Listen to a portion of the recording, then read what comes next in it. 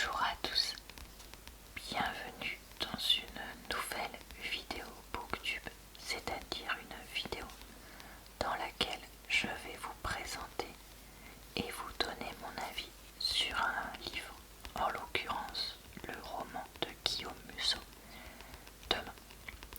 Je fais ce genre de vidéo quasiment tous les lundis depuis un moment, donc vous pourrez retrouver sur ma chaîne plein d'autres avis de livres. Je vous mettrai les derniers en barre d'informations, commentaires épinglés et dans le i en haut de l'écran. Et il y en a une partie que j'ai mis dans ma playlist Booktube et d'autres que je n'ai pas encore pris le temps de mettre dedans. Comme toujours, je vais commencer par lire le résumé et quelques pages du roman avant de vous donner mon avis dessus. Celui-là, je crois que je l'avais acheté dans un vide-grenier ou dans un chez Emmaüs, mais en même temps je vois pas de prix, donc peut-être que non, peut-être que je l'avais trouvé dans une boîte à livres, parce que dès que je vois une boîte à livres, je plonge dedans, au cas où il y a des choses intéressantes. Voilà, bon bah écoutez, passons au résumé. Emma vit à New York. À 32 ans, elle continue à chercher l'homme de sa vie. Matthew habite à Boston. Il a perdu sa femme dans un terrible accident et élève seul sa petite fille. Ils font connaissance grâce à Internet et, désireux de se rencontrer, se donnent bientôt rendez-vous dans un restaurant de Manhattan. Le même jour, la même heure, ils poussent chacun à leur tour la porte de l'établissement, sont conduits à la même table et pourtant, ils ne se croiseront jamais. Jeu de mensonges, fantasme de l'un, manipulation de l'autre. Victimes d'une réalité qui les dépasse, Matthew et Emma vont rapidement se rendre compte qu'il ne s'agit pas d'un simple rendez-vous manqué.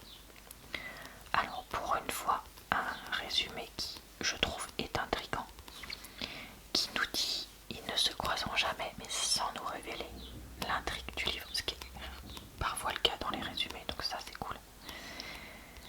Donc bah écoutez, voyons voir comment c'est écrit. Chapitre 1. Au milieu des fantômes. On n'est pas celui que l'on voit dans le miroir, on est celui qui brille dans le regard d'autrui. Tarun J.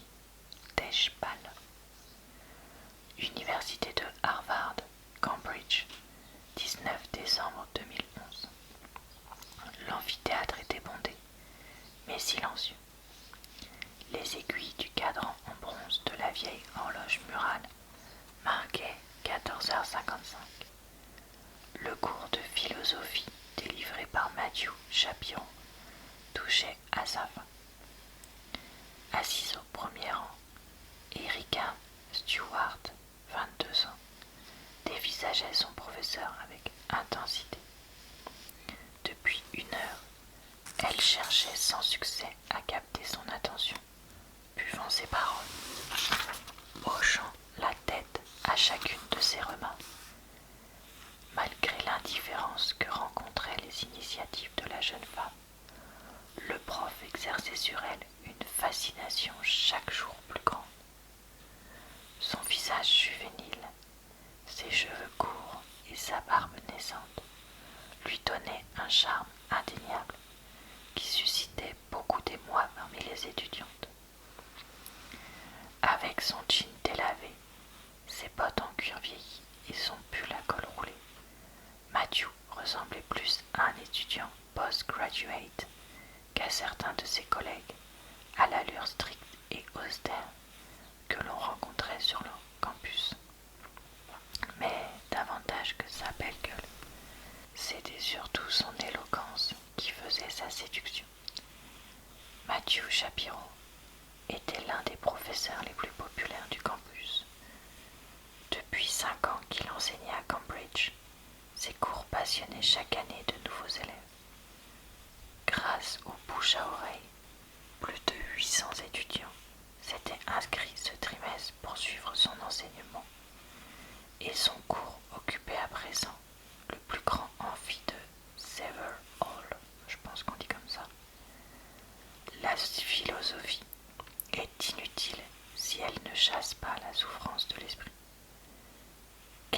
clavier au tableau.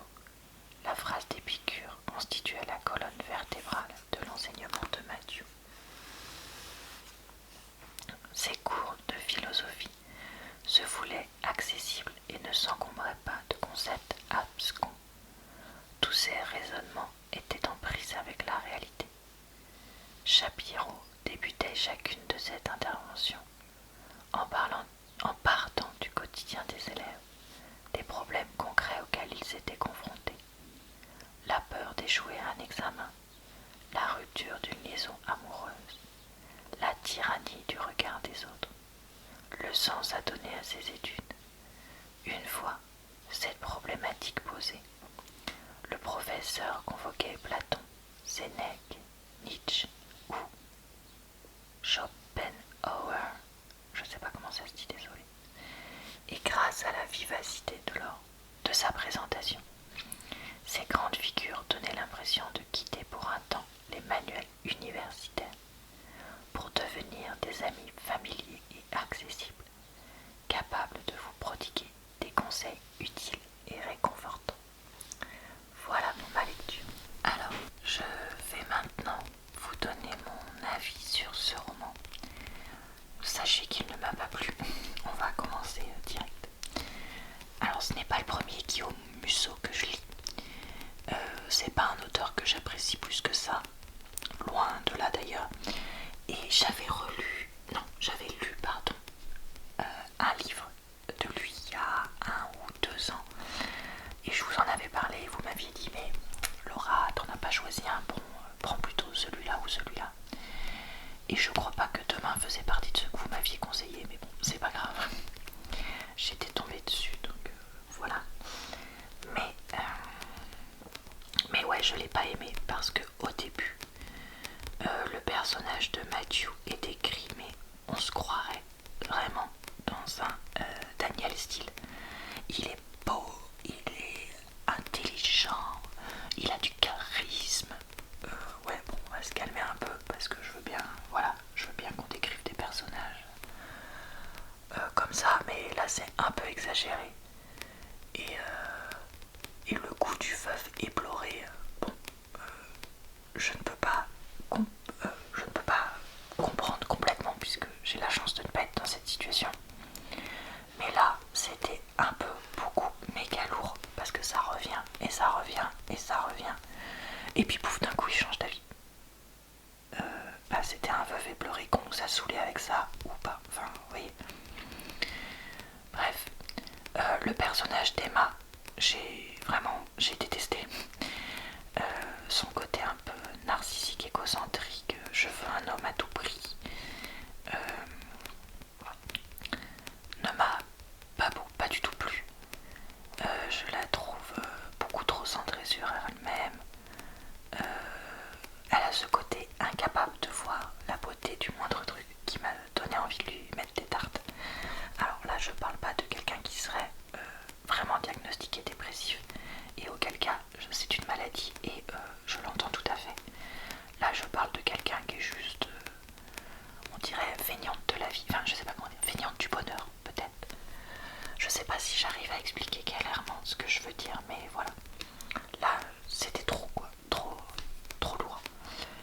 Et petit à petit, on voit que l'histoire part de plus en plus en cacahuète et devient une histoire mais complètement tirée par les cheveux.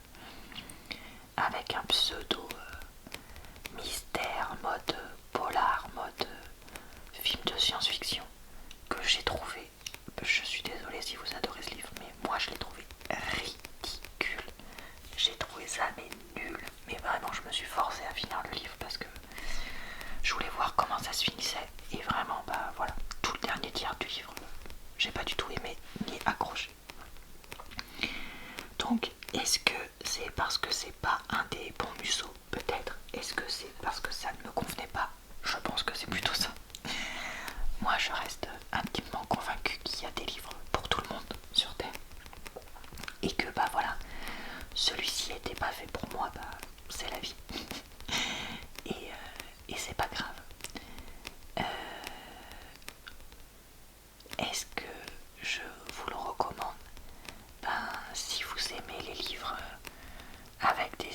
personnages comme ça, un peu caricaturaux, avec de l'histoire d'amour, mais en même temps du rocambolesque, peut-être qu'il vous plaira. Enfin voilà. Pourtant, dans ce que je dis, c'est le genre de choses qui peuvent m'intéresser, mais là, je sais pas, la mayonnaise a pas pris avec moi. Alors, est-ce que c'est l'auteur? Est-ce que c'est cette histoire-là? Je ne sais pas.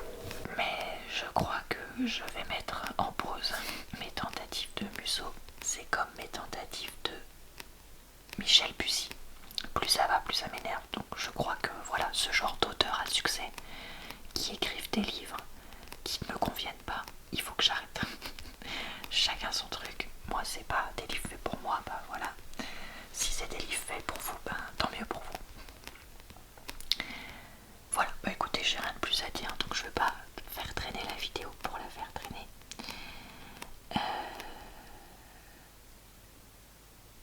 Oui, dernière chose que je voulais vous dire, c'était que l'évolution des personnages aussi pendant le livre m'a paru très bizarre. Parce qu'en fait, il y a des moments où ils s'évoluaient pas du tout, puis d'un coup, pouf, ils se transformaient complètement. C'était bizarre. Et au final, mon personnage préféré du roman, c'est le geek. Le geek français, je crois, qui vit illégalement, qui a au final un immigrant clandestin là-bas. Voilà. Donc j'espère que mon avis vous a plu et peut-être permis de comprendre si le livre était fait pour vous ou pour vos proches. Je vous retrouve très vite le lundi pour de nouvelles vidéos de Booktube. Si vous souhaitez écouter juste de la lecture de livres, je fais de la lecture de classiques en entier de temps en temps sur ma chaîne, donc vous pourrez y retrouver ça. Et je fais aussi des vidéos d'avis de podcasts et d'avis de films, séries, documentaires, spectacles et autres. Donc n'hésitez pas à les consulter si mon opinion